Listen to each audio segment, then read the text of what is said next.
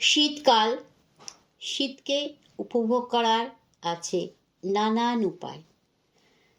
ফুলের জলসা, flower show, পুষ্প প্রদর্শনী, সঙ্গে পিঠে পুলি, খেজুর রস, খেজুর গুড়, গল্প আড্ডা মজলিস, ক্রিকেট খেলা ইত্যাদি ইত্যাদি ইত্যাদি। কবিতা কেন ছাড়া যাবে? তাই কবিরা লেখেন কবিতা এই পিকনিক নিয়েও। এমনই একটি কবিতা পিকনিক, কলমে ব্রত চক্রবর্তী। রুটিতে জেলি মাখাতে মাখাতে যে মেয়েটি হাসিতে উচ্ছ্বসিত, গত বছরে সে তার একমাত্র পুত্রকে নদীতে হারিয়েছে। হাঁটু অবধি ট্রাউজার জড়িয়ে 40 ছুঁই ছুঁই যে 9 বছরের নেহাত ছেলে মানুষের সঙ্গে দৌড়ের বাজি ধরেছে, গত মাসে মৃত্যু প্রথমবার তার বুকের বাঁ দিকে ধাক্কা দিয়ে গেছে।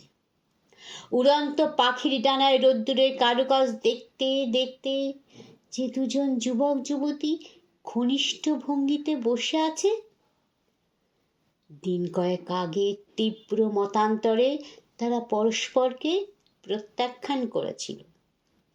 রেকর্ড প্লেয়ারে নজরুল চাপিয়ে চওড়া কপালের যে মানুষটি স্মিত মুখে খবরের কাগজে ঝুঁকেছে, গতকাল সকালে সে মাছের বাজারে দরাদরি করার সময় খুব উত্তেজিত হয়ে পড়েছিল।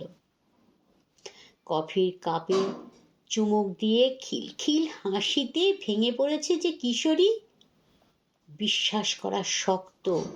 মাত্র কিছুদিন আগে এক দুর্গেয় কারণে সে চেষ্টা করেছিল আত্মঘাতী হতে।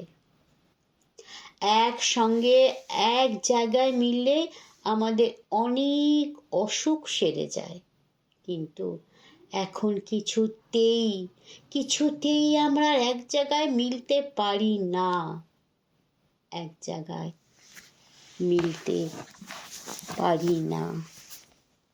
নমস্কার, ভালো থাকবে সবাই। আর অবশ্যই শীতে একবার অন্তত এক জায়গায় সবাই মিলতে পারার চেষ্টা করো। ধন্যবাদ, আজ এখানেই।